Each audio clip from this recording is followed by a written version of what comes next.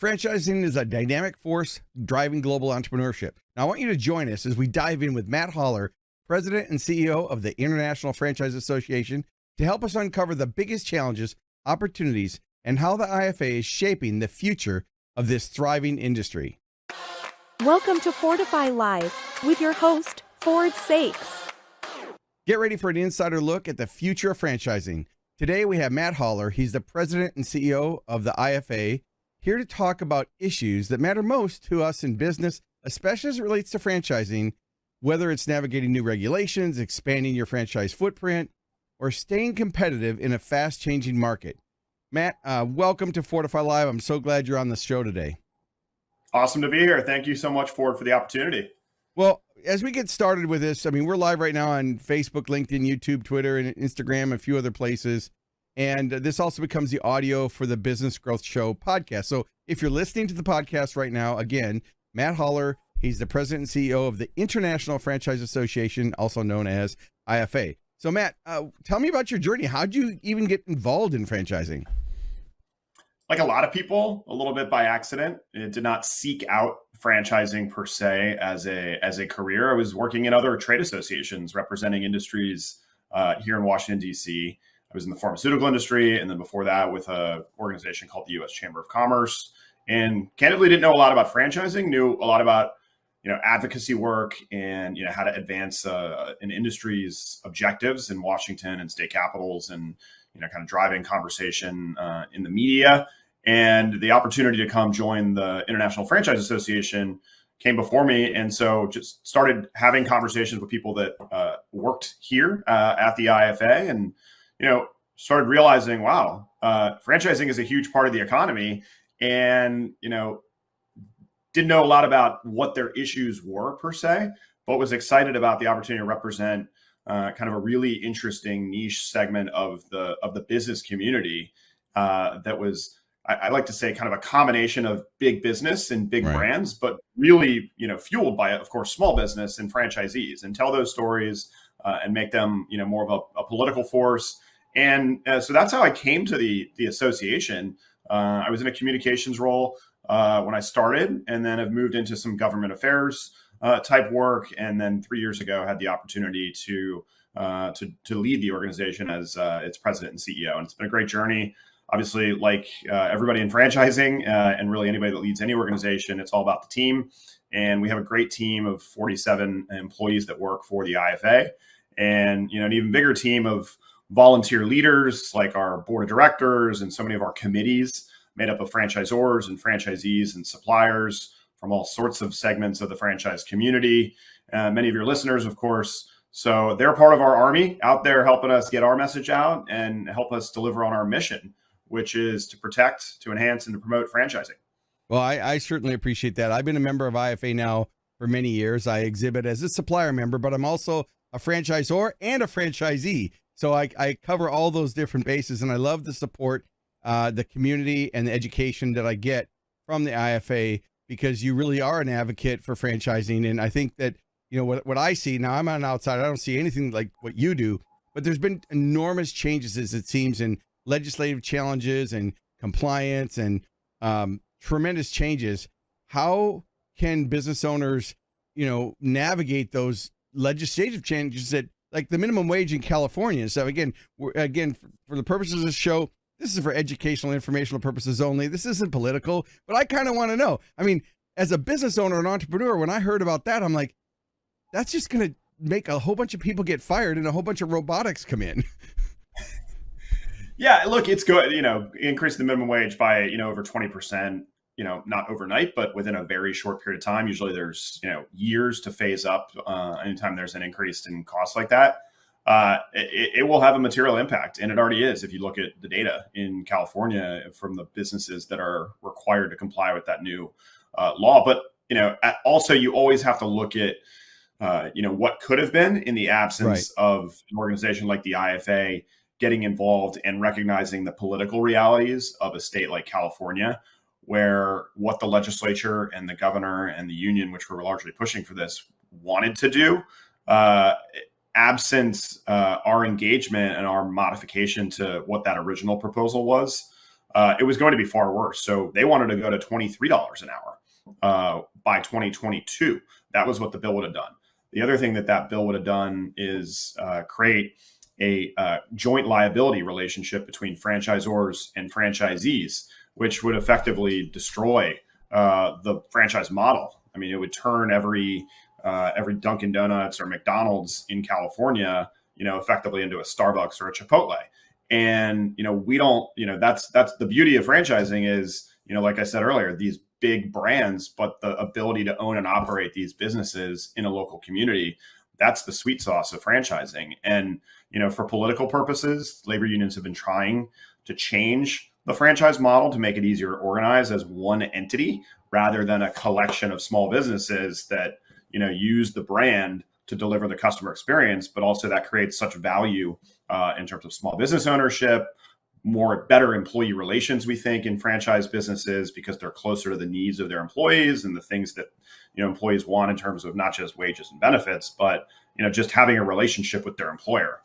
So anyway, we got rid of all that in our lobbying activity in California. And yes, we were left with just a wage increase, but not a lot of the other worse things that could have existed. So that's just one example of some of our advocacy work over many, many years. And there's a lot more on the plate that's, mostly not great for franchising. But I think how do you navigate it was really your question, Ford. Yes. No, this is all what I wanted to know. Support us with resources like being a member. That helps us, have the people and the money to do the things that need to be done in places like California or in Congress or in the regulatory agencies. But also, support us with your voice and, build relationships with your lawmakers. That's something that our team does every day to help, make sure that our members have those relationships and that the story of what makes franchising great is conveyed. And we help amplify those that are willing to raise their hand and get involved in that way. Well, certainly. I know for me, one of the reasons I like to be involved is I get to keep my finger on the pulse because IFA, I get the newsletters, I get to attend the webinars. And, for me, whenever I'm a part of an association, I'm on strategically on some boards of associations too. And I come for two reasons. I mean, I come for the community because I'm going to network with the other experts in the field as well as the education, right? So community and education is the reason I would. So if you're listening to this now and you're in franchising, you definitely need to go to IFA to go to franchise.org and you can check them out online, become a member, certainly get involved. All right. So with your finger on the pulse of what's happening, I'm curious what you feel is the state of franchising and where the big opportunities are in the next 3 to 5 years. Because I wouldn't even go out more than 3 years because things change so fast. But what do you see on the horizon, both good and maybe a little bit challenging? You mentioned some of it, but. Yeah, look, I'm going to focus on the positive here. Right. I think franchising is so resilient, right? And that's one of the biggest benefits of the business model is its resiliency and the ability for these large enterprises to be so in touch with what's going on on the front lines with costs. I think we're still in a very challenging kind of cost environments that's compressing every business's ability to remain and be profitable and grow. I think we're probably going to get some news soon on the interest rate environment. I think that's going to get a little bit better. We'll call it the election rate change. Not getting too political there, but I think that is something that everybody's kind of got baked into the system.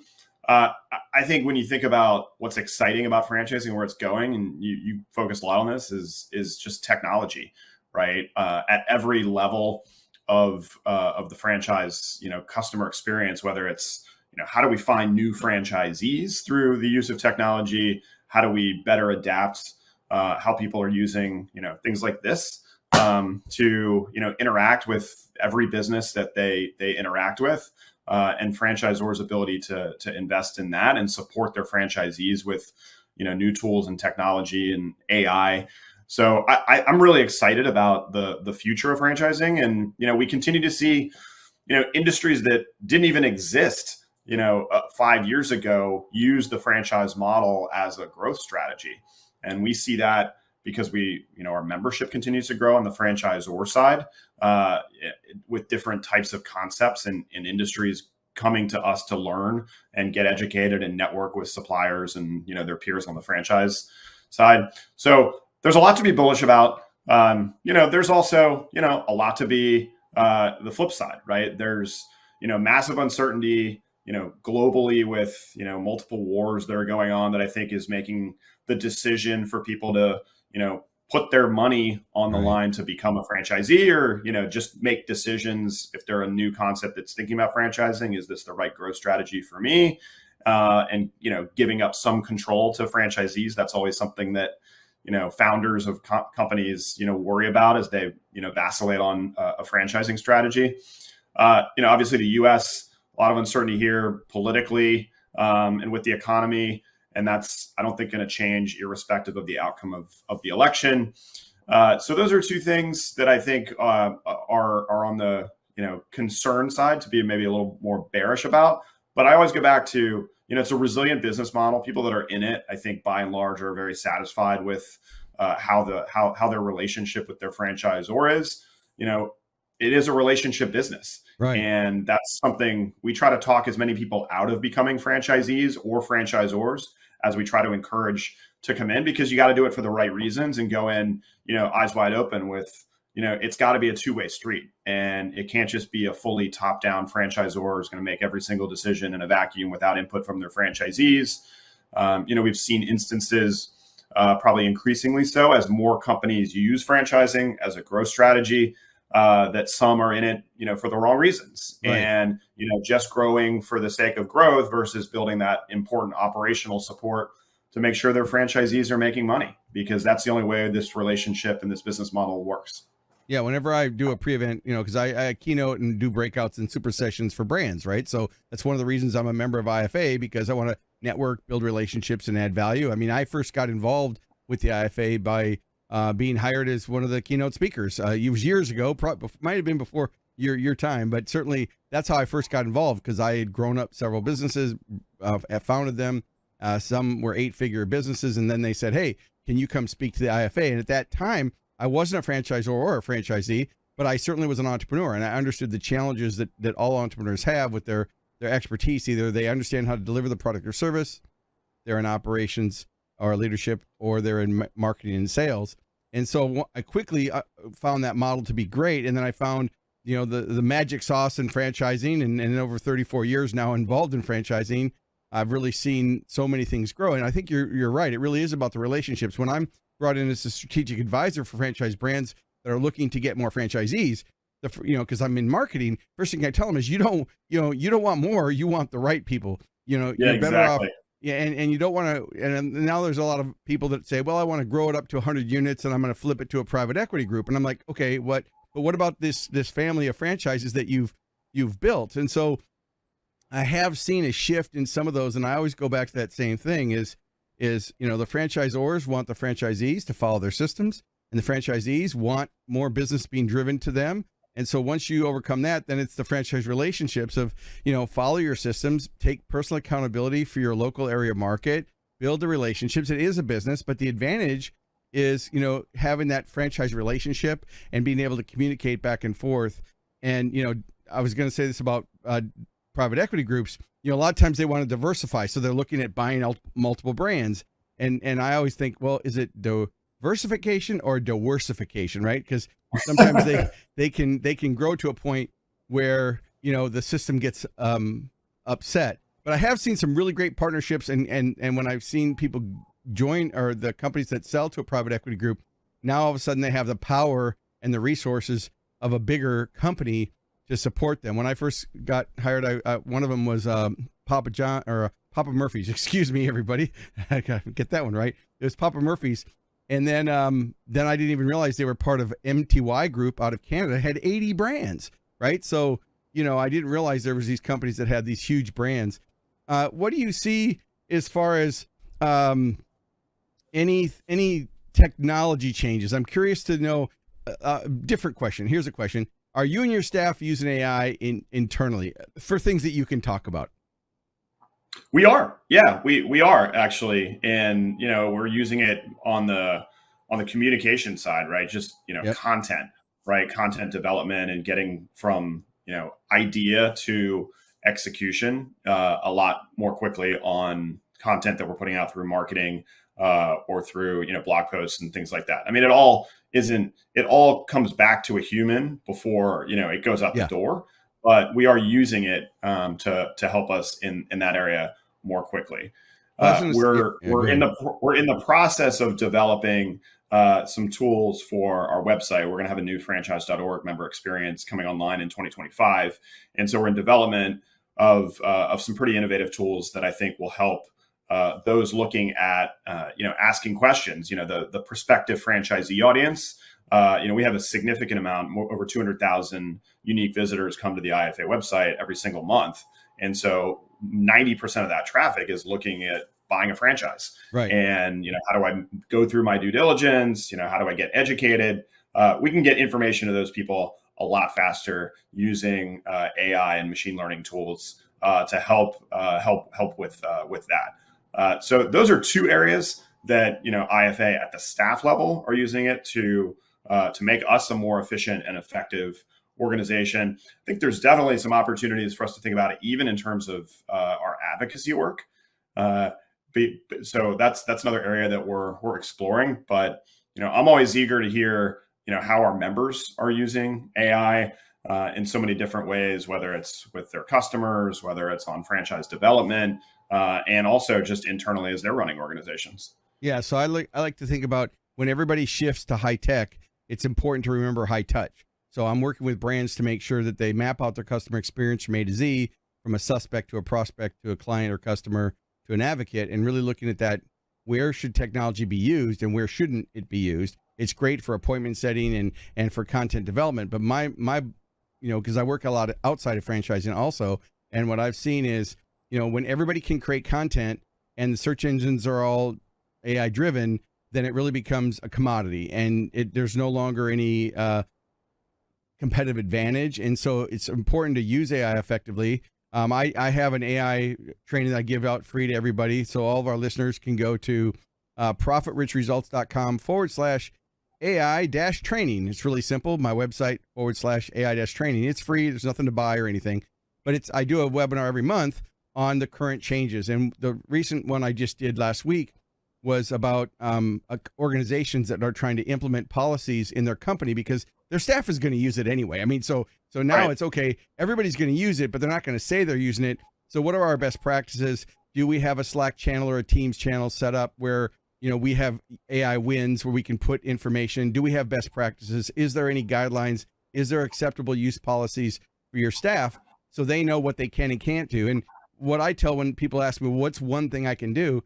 I say, look, treat it as an expert, but monitor it like an intern. And just like you said, you have to have that human oversight. Those brands that don't have that human oversight are going to get brand damage because it's going to hallucinate, it's biased, it's going to make things up, and it can do some really bad things. Plus, it's getting easier to tell what's AI, but it's going to be harder to tell in the future what's a deep fake and what's real and what's not.